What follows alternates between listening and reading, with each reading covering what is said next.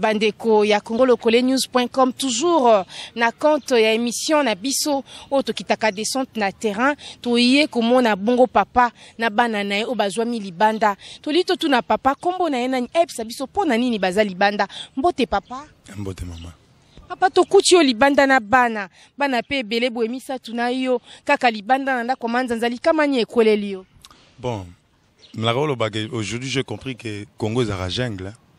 Parce que la loi dit plus fort. Comprends? Tara biso to ba jeune. To bima Kinshasa te meto bossa a. Moi banda mutozwa to paye ba palais. Comprends? Si bitimo la mourir na tongo, OK cop, okuti ba na libanda. Yebisanga. Oke soza l'esprit to ko dae. On comprend? Faut un esprit.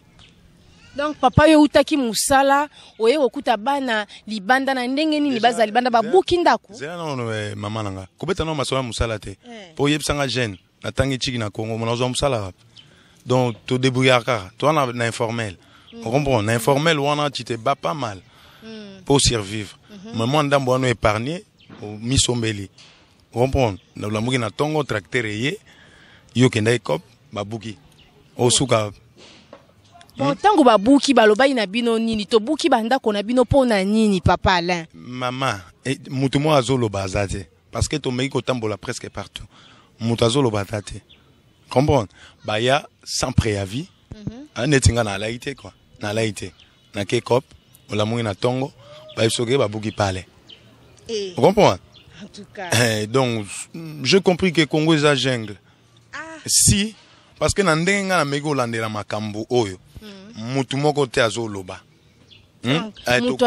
Mutu azoloba zate puis bato ba ko buka ba ya ata na lettre moko te. Ata arrêté moko te. Par rapport ya ba arrêté oyo à 2011 au ministre Abimisaki, il y a eu des sites cités na 24 communes ya Kinshasa. Mais sites oyo eza cité te.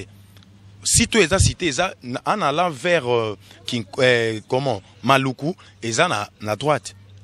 Un centre de radio guidage. Où ils ont cité na liste na bango à démolir. Batonga liko ba haute tension hein. Awa biso na ngamu na centre de mission ba lobaki bateau bazan en prise. Donc de l'aéroport jusqu'à Kenge ba reculer à 50 mètres. C'était ça. Na bateau batongi sous ba câble à haute tension. Ezaki bongo. Mais on est surpris. Na biso bateau na simabo. Ba ba buki biso. Yebisanga na bakino. Est-ce que biso tout photo bundaka to ya mikili? Jamais, jamais. Biso pe photo. Surtout to ko ya mikilité. Nakata bakino to ba to bosser. Nde na olo ba ba na ebele bazana mikili ba yebi. On comprend? To bosser dans lelo ne na zabo na su na palette. Bon yebisanga siko na bakini yango kaka. Na obanda susu et formule nini. Na kitsana nu mwana na continuer na papa na kitisi na bébé na ye pour makambo eza sérieux. Donc to kuti papa Alain na bana libanda. Papa Alain na moi débrouillardise potoloba otangi classe mosala pe na mboka ezate. Papa aluki azui mo esika autorisation te arrêté te boyebo buki siko ya rokenda wapi. Yango papa Alain. Tout nangani ce qui est drôle c'est quoi? Na veille ya kobima na bongo na concertation oh bakenda ko luka cohésion mais c'est que moi j'ai compris personnellement cohésion na bakenda ko luka entre le politicien parce que biso peuple ndenge toza boye toza na biso na cohésion des cohésions des entre bango pour bango ba na course au pouvoir nga na lala te mukomo na raisonna na koma soki nani te ozo comprendre mais na muke ga to tourna na kinawa to pe ba palais. Siko papa Alain ba démarche ezanini ya suka po bozonga bozala rétabli na ba droit na bino po site auto moni pe bozana bino na sia ba haute tension te mais kasi démarche ezanini ya suka po bozala penza rétabli na ba droit na bino. Maman c'est trop complexe. Yango moni ti ba maman bazui ba masasi boy. Juste kaka ba kende ko déposer memo o ezana ba desiderata na bango. Ba mema pas ya ministre affaires foncières soudain un certain colonel, si c'est le nom m'échappe, aya brutalement nde omoni ba mama bazokibo. Ba biso o to si to kotaki na kati ya ministère nde to zui ba masasité. comprendre baninga batikala libanda bazela biso bon yebisanga sikoto que tout n'a pas nani nkolo mo akota ba faire zomona. Merci, toi qui Congo Lokole news.com na kati ya Kinkole. Poto sa constat ndenge ba ko démolir site au batu bazwa Dumont, baza mikanda cadastre. Papa za lilo borba ki sana zone selio. Mais na ko pesa mbote mingi na ba combattant. Bo mibali, baninga bolemba te. Mais là on a oloba eza la opposition, eza la majorité. Bo sa prendre na bango.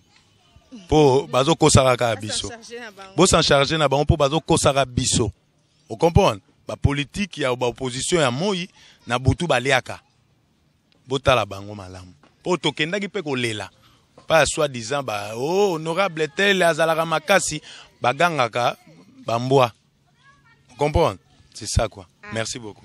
Message à Souka ya papa ezalaki yango wana ya solo na souci ya ko informer bino boye ba situation zo le kanambo ka injustice à l'outrance. Batu baza mikanda lelo baza libanda bazola nanda kwa ba manzanza obomoni ya solo l'état au katolika mbozo ngisa bango na ba droit na bango to komi na Souka. Merci na Marianne Mafolo azwi biso ba image oyo nyonso. Merci na papa Alain andimaki ko éclaircir dossier ya démolition oyo. Merci na batu nyonso o bazolembate kotala miso bisika bandeko bazo kapasi sika bandeko bazo la libanda pe mbula yango oyo na bana obomoni na bino to kutani mbala ya sima kimia boboto o mabota mabino. Merci papa Alain. Merci beaucoup.